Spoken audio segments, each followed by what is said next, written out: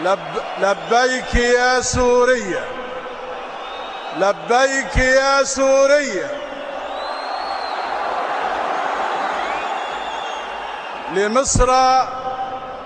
لمصر أم لربوع الشام تنتسب، هنا العلا وهناك المجد والحسب.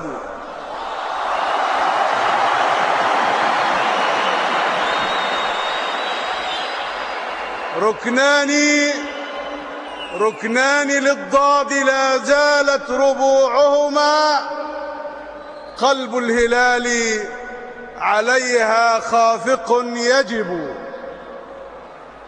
بسم الله الرحمن الرحيم. سبحانه القائل في محكم كتابه: أذن للذين يقاتلون بأنهم ظلموا وإن الله على نصرهم لقدير.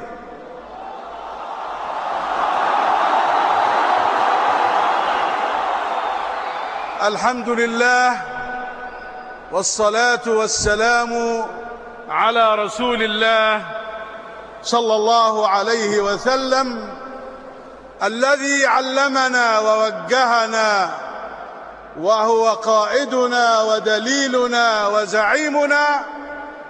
فقال صلى الله عليه وسلم: مثل المؤمنين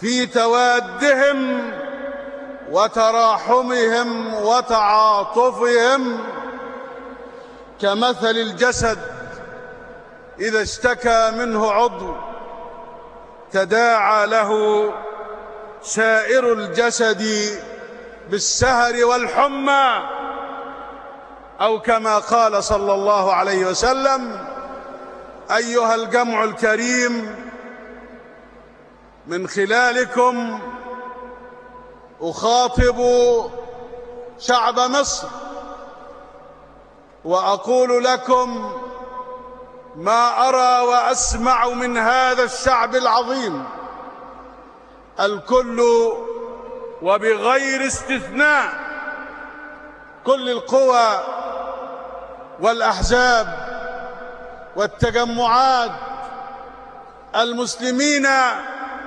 والمسيحيين، أهل مصر جميعا يعلون أصواتهم وينادون بكل وضوح: نحن مع سوريا شعبا وإرادة، وضد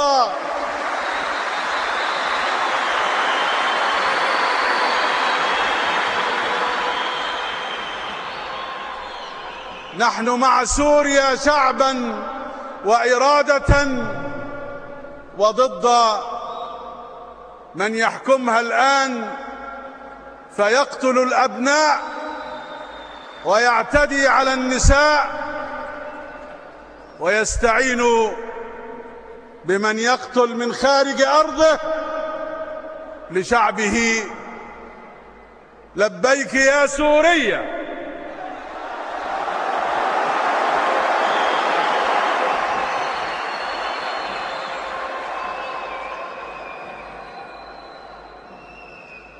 الإخوة الكرام والسيدات والسادة الحضور،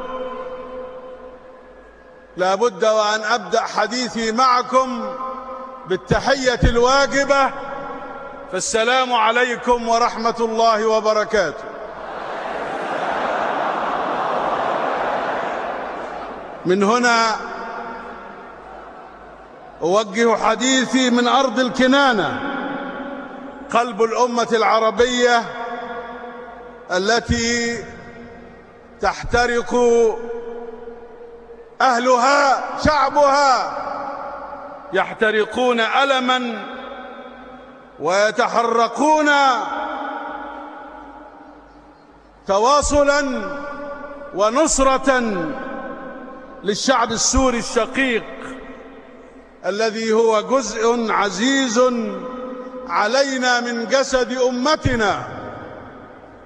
حيث الآن مأساة ليس كمثلها في تاريخ بلادنا وأمتنا شيء.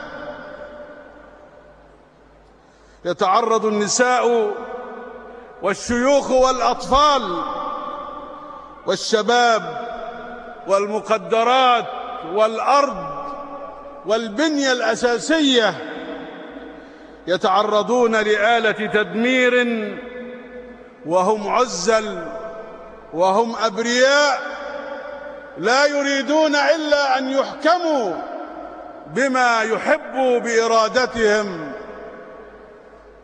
اعتدي عليهم وطال الوقت،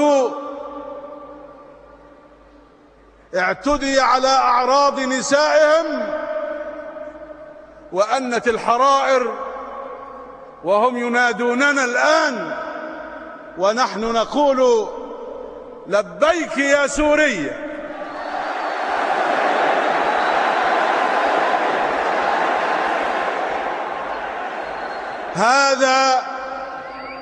هذا الذي تفعلونه أنتم، وتعبرون بما تفعلون عن شعب مصر. وإذ أشكر لكم دعوتكم لي، إلا أنني أقول أن هذا اليوم هو يوم النصرة، يوم الإحساس بمعاناة شعب مسالم سعى ليحقق إرادته المشروعة في حرية وحياة كريمة.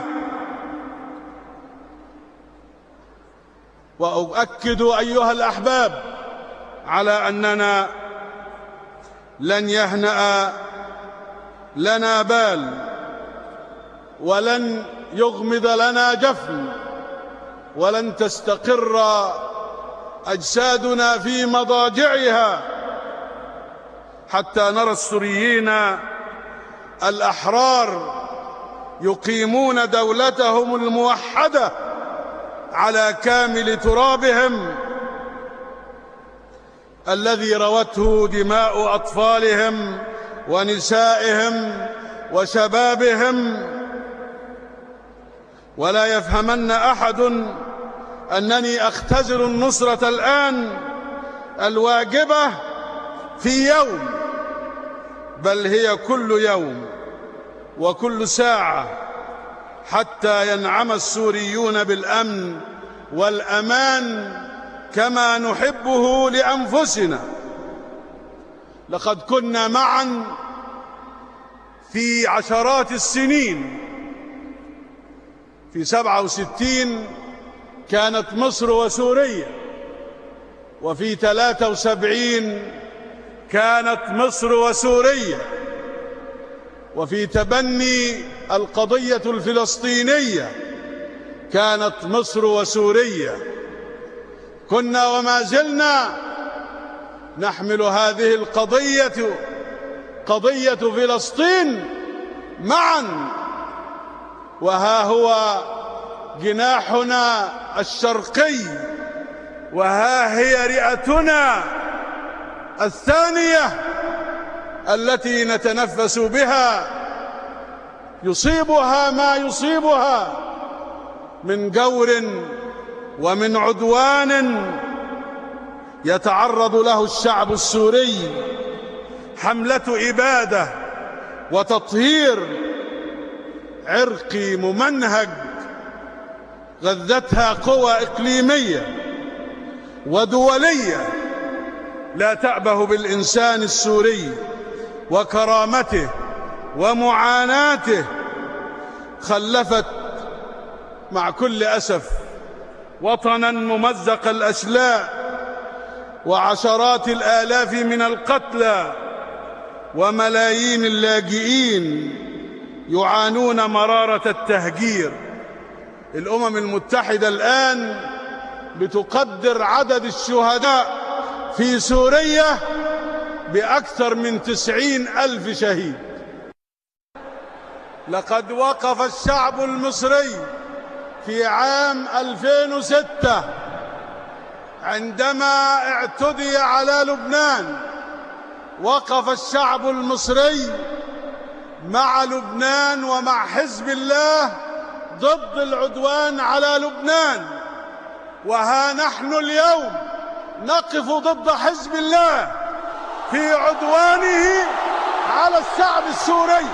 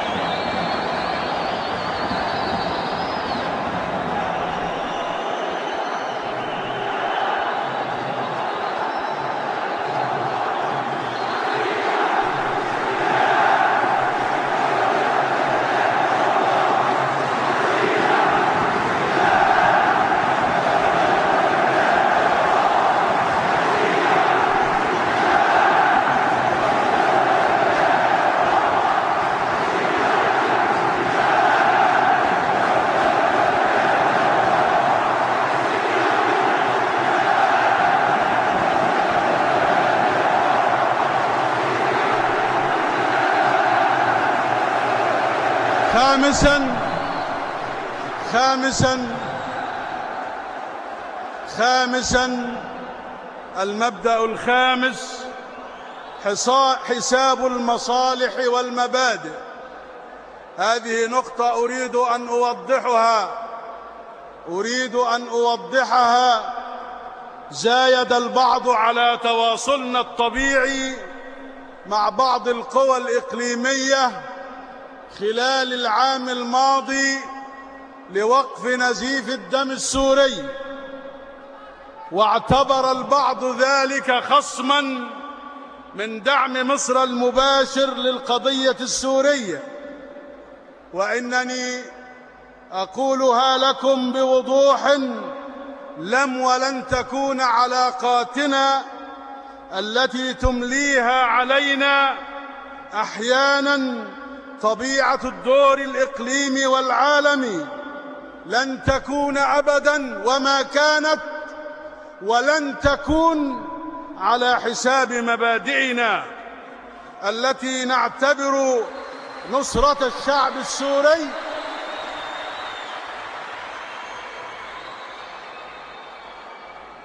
لن تكون أبداً على حساب مبادئنا، مبادئ شعب مصر التي تعتبر نصرة الشعب السوري من أهم قضايانا على الإطلاق في هذه المرحلة.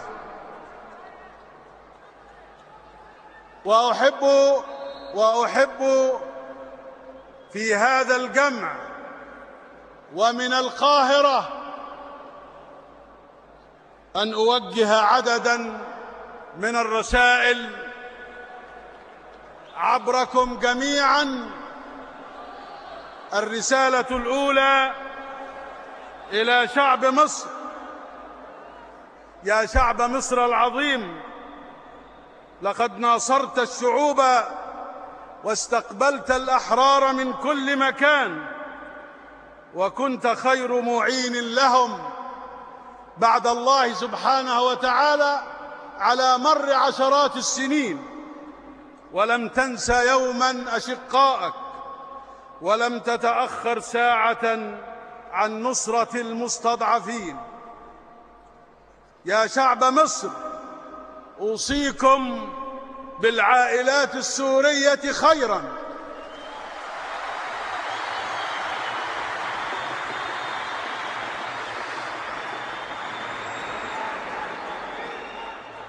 وبمعاملة الأشقاء السوريين المقيمين في مصر على الرحب والسعة، معاملتهم كالمواطنين المصريين سواء بسواء.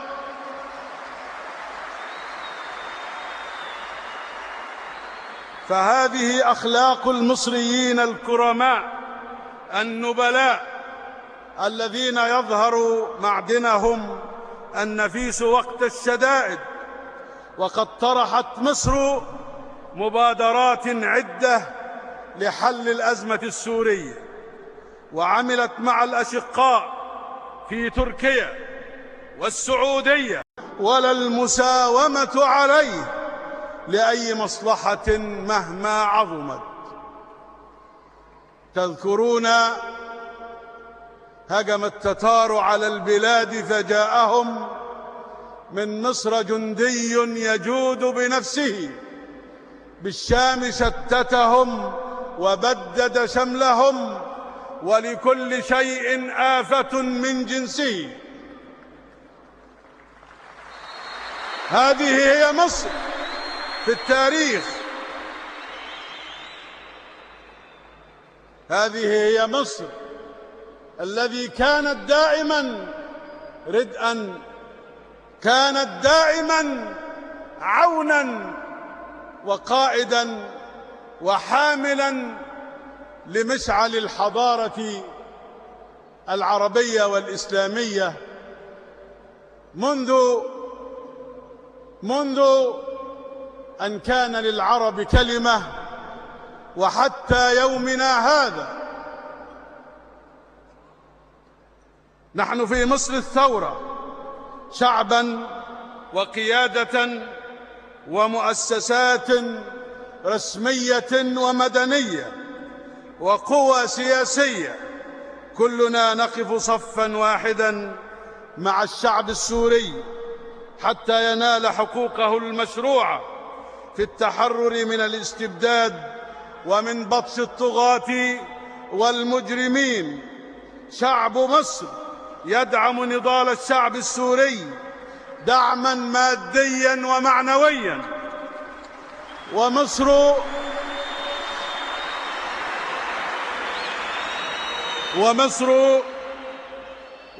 شعبا، ومصر قيادة، ومصر شعبا وجيشا لن تترك الشعب السوري حتى ينال حقوقه وكرامته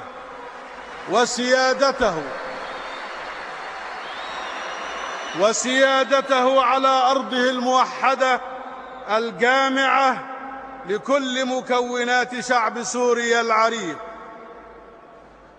ثانيا، المبدأ الثاني عدم التدخل في الشؤون الداخلية للدول. إن السياسة المصرية تجاه الأشقاء والأصدقاء تقوم على عدم التدخل في الشؤون الداخلية للدول، ولكنها تقف بكل ثبات وقوة مع خيارات الشعوب لنفسها. وحين يطلب منا الشعب السوري العون فإننا لا نتخلف عن ذلك أبدا، بل ندعم نضال أشقائنا في سوريا من أجل الحصول على الحرية في اختيار من يحكمهم. ونحن نؤكد هنا أننا ندعم سوريا الموحدة تحت قيادة جديدة منتخبة تمثل كافة أطياف الشعب السوري، لأن هذا مطلب الشعب السوري الداخلي، كما هو مطلب مصري للأمن القومي المصري الذي يبدأ من استقرار الأوضاع هناك. ولن يقبل الشعب المصري ما يرفضه شقيقه السوري من محاولة النظام الحالي في سوريا إنتاج نفسه من جديد ليكون جزءاً من المستقبل السياسي لسوريا. قلنا ونؤكد على أنه لا مجال للنظام الحالي في سوريا، لا مجال له في مستقبل سوريا على الإطلاق.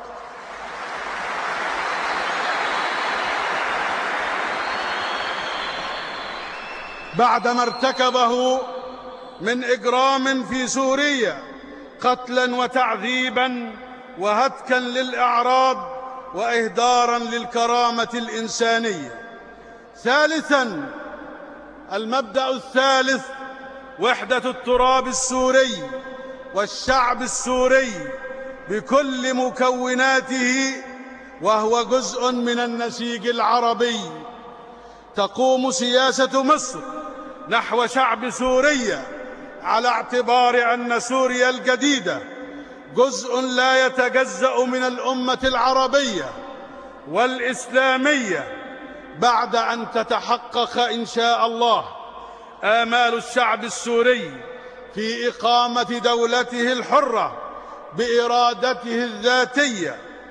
ومصر تحافظ وتعمل على وتتواصل من أجل وحدة التراب السوري بعيداً عن كل مستويات التصنيف والتقسيم على أي أسس كانت، جغرافية أو طائفية أو عرقية. ومهما كان حجم وأمد الصراع فلن نسمح أبداً بتمزيق سوريا. رابعاً، المبدأ الرابع، رفض التدخل الأجنبي عسكرياً وسياسياً.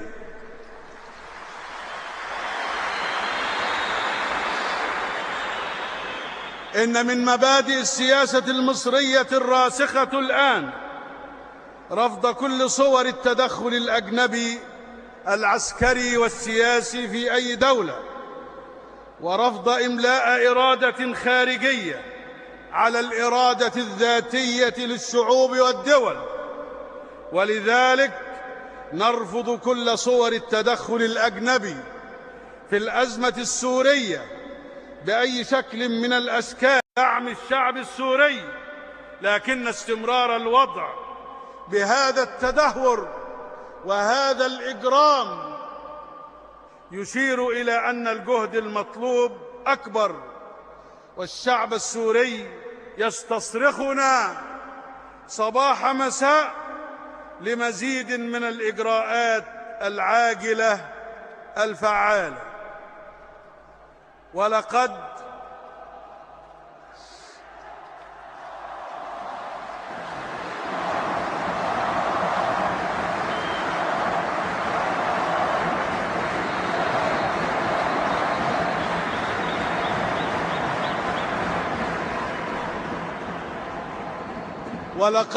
بدأت مصر، لقد بدأنا في الاتصال والتشاور مع كل الدول العربية والإسلامية لعقد مؤتمر قمة طارئ لنصرة الشعب السوري.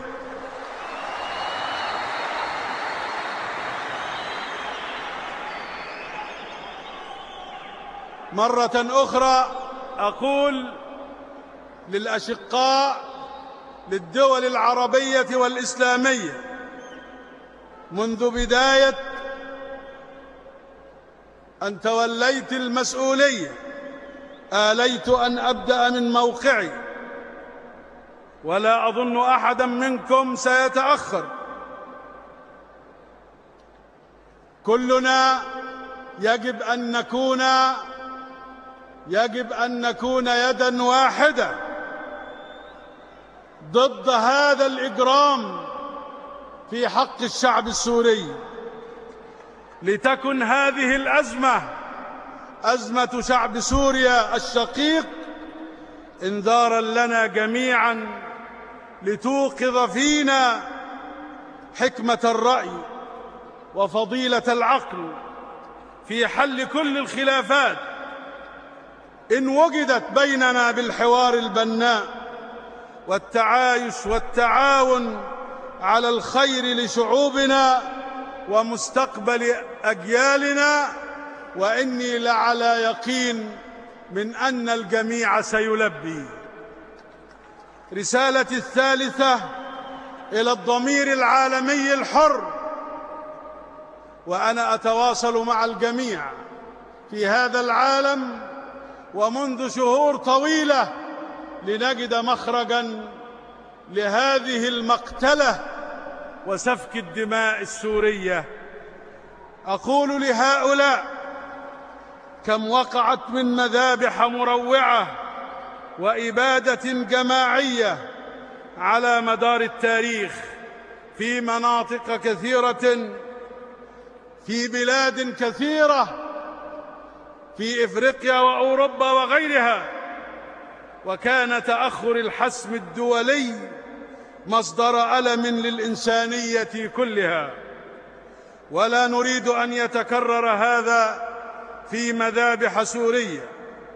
والإبادة الجماعية التي تمارس الآن بحق الشعب السوري صباح مساء، ولا يتصورون أحد من قادة العالم أنه ضميره خارج نطاق التقصير طالما استمرت الحالة السورية كذلك. ولن يعذرنا التاريخ ولا الأجيال إذا تعللنا أو تعللتم بالمصالح الضيقة أو المكاسب الزائفة، بينما الدماء الإنسانية تسيل. ويجب أن نتحرك جميعا لوقف هذه المأساة. أطالب من هنا المجتمع الدولي وأسير معهم خطوة بخطوة بألا نسمح بإعادة إنتاج الأنظمة القمعية من جديد، وألا نتراخى في تنفيذ حظر الطيران في الأجواء السورية عن طريق قرار من مجلس الأمن الدولي لوقف نزيف الدم والهجرة التي فاقت كل التوقعات. أما رسالتي الرابعة فهي للشعب السوري وللائتلاف السوري ولكل القوى الوطنية المخلصة في سوريا، المقاتلين في الداخل والائتلافات المعبرة عن إرادة الشعب السوري في الخارج. أيها الشعب السوري الذي تحالفت ضد إرادته قوى عديدة تطيل أمد معاناتك وتعرقل نيل حريتك، لكنها أبداً ولن تكسر إرادتك ولم توهن صمودك الذي أذهل العالم كله. تمسك بالحرية يا شعب سوريا، تمسك بالحرية، فليس بديلاً للحرية غير الذلة والمهانة. ويقيني أنك ترى مذاق الحرية أغلى من التضحيات التي قدمتها ولا تزال تقدمها. والله معك ونحن معك وكل الأحرار في العالم معك. أدعوكم إلى توحيد الصف والارتفاع فوق الخلافات الوقتية أو التشرذم والتحزب. أدعوكم للمضي وفق رؤية موحدة وهدف وطني لا يتجاهل آمال كل الطيف السوري حتى يتحقق الأمل بإذن الله. ولن تعدوا أنفسكم وأن تعدوا أنفسكم لعمل شاق وأدوار صعبة وأيام تتطلب جهد كل سوري لبناء سوريا الجديدة. وتبقى القاعدة الخالدة: الرهان دوما على الشعوب بعد الله وليس على الحكام المستبدين، وفي التاريخ دروس وعبر. أما رسالتي الأخيرة فهي لكم أنتم أيها الحضور الكرام. بكم بدأت الحديث عن سوريا، وبكم وللشعب المصري كله أختم بالحديث عن أرض الكنانة مصر.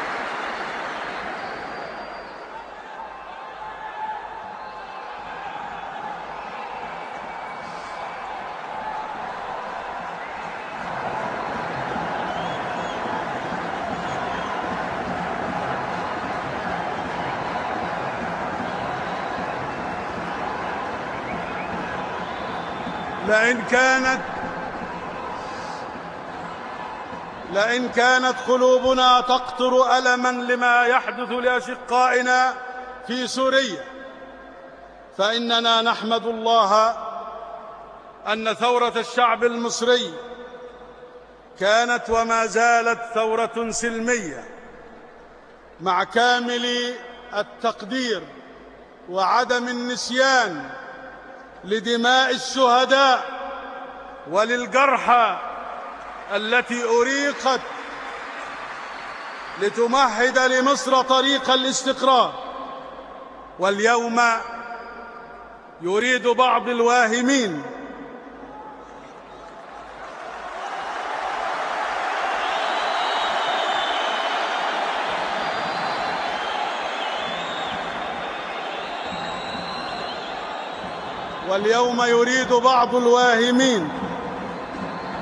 الانقضاض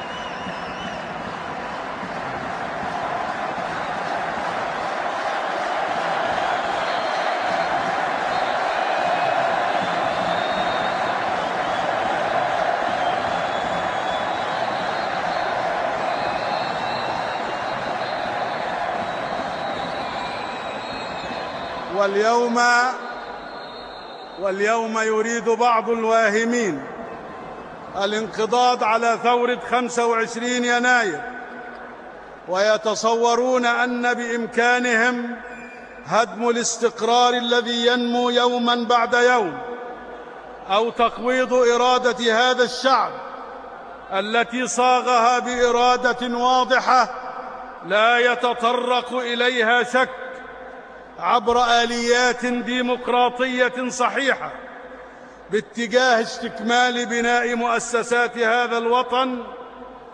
ويحاول هؤلاء أنصار النظام السابق بقايا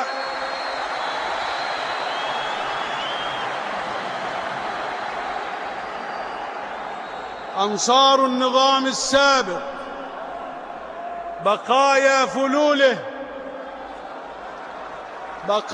فلوله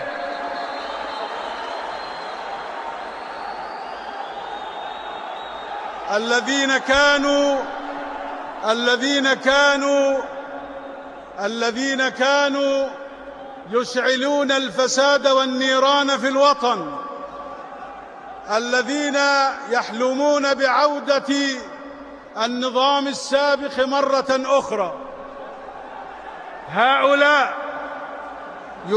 يحاولون دفع البلاد إلى دوامة عنف وفوضى.